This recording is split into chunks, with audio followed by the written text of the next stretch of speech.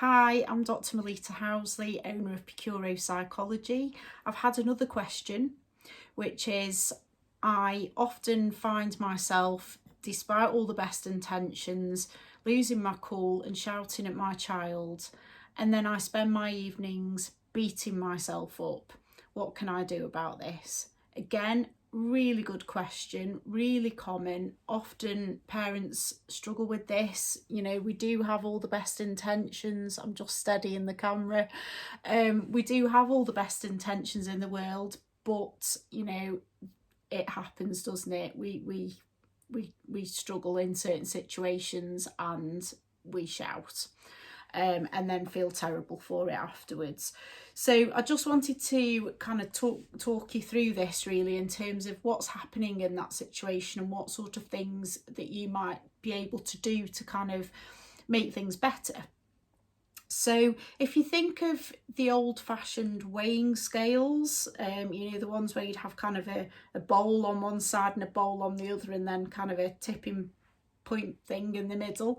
So if you think of some of those, and on one side is stress and on the other side is your resources, your things that you have that help you to cope with difficult situations. Okay, now when your level of stress weighs more than your resources to cope, that's when you're going to have one of those moments where you're overwhelmed and you might kind of lose your temper and shout and those things.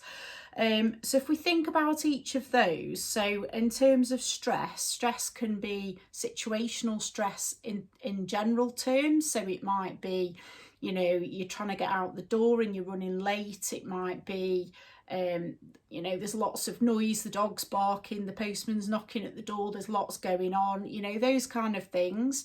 We can also have stress that the child is feeling, and we're then feeling that from the child. So perhaps your child is really tired, perhaps they've had a really difficult day at school, perhaps they're a bit unwell, whatever it might be, their kind of stress levels might be up as well. And then of course the stress that we bring to that situation as well. We might be tired, we might have had a really busy day at work, we might be thinking about a bill that needs paying, or something, an ill relative, or other things that we've got on our mind. So we bring stress to that as well. So all of these come together in this stress pot, if you like. Okay, and then in terms of resources, these can be kind of the support networks that we have or lack thereof. So what is your support network? Who do you have there around who can kind of pick up the pieces when you're struggling? Also sort of our general day-to-day ways that we cope with our emotions. There's things like breathing techniques, or looking after yourself in terms of exercise, getting enough sleep, eating well, and all of those things go in there as well. And also your resources would very much depend on your own experiences of being parented. So whether those experiences are good, bad, somewhere in between, you will be bringing all of those experiences to the table. And for example, if you had difficult experiences as a child yourself in relation to your parents, that's going to kind of affect your ability to cope when things get difficult with your child. So yeah, thinking about all of those things, what do we bring to each of those pots, the stress and the resources. Okay, and that's kind of what's happening when that balance is tipped. That's when you're more likely to kind of shout. Okay, and of course willpower alone doesn't help to tip the scale the other way. We can wake up with all the best intentions, but if your stress pot is huge and your resources are quite small during that day or in general, with all the best intentions in the world, you're going to feel overwhelmed. That is just the situation as it is.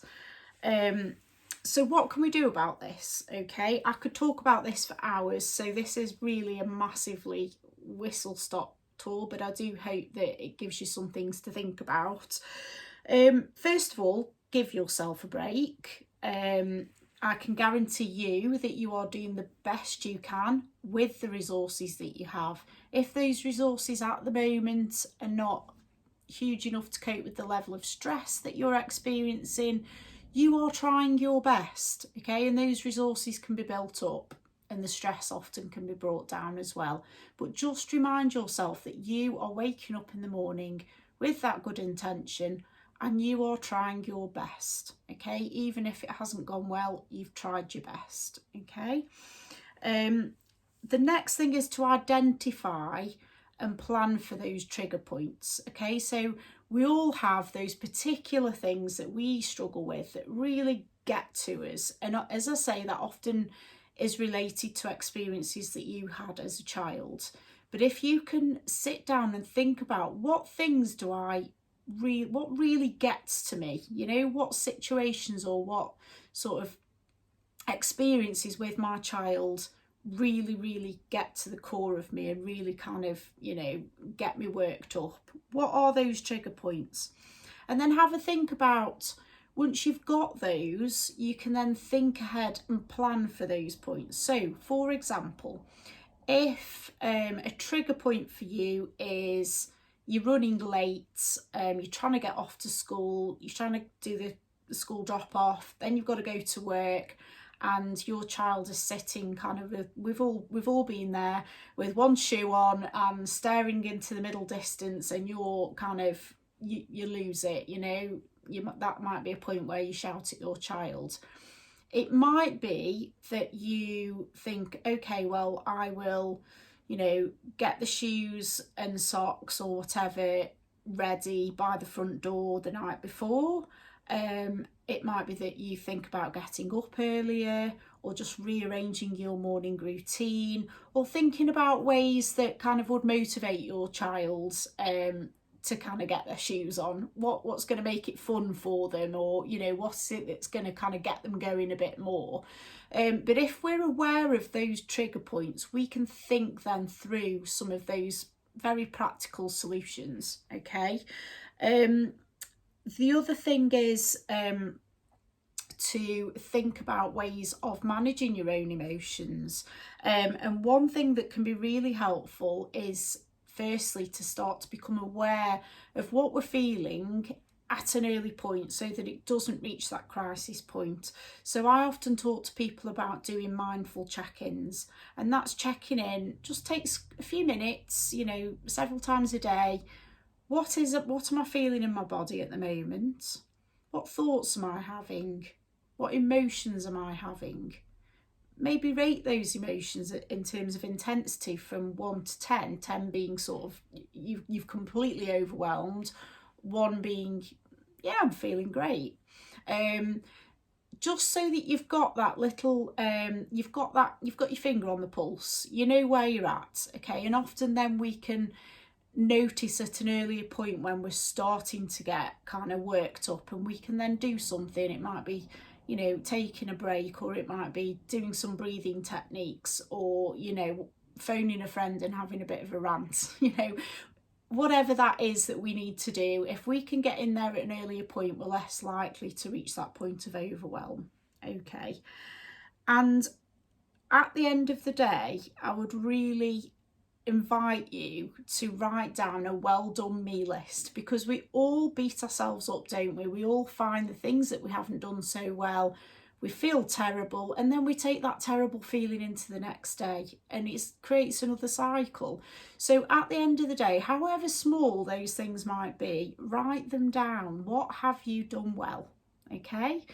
If you ever feel that there are really difficult things from your own experiences in the past, in terms of, you know, when you were young and you were being parented, anything that felt quite traumatic or is difficult to think about, or that you feel still affects you hugely on a day-to-day basis, do seek additional support in the form of, you know, psychological therapy. That can be really helpful in those situations. I hope that helps.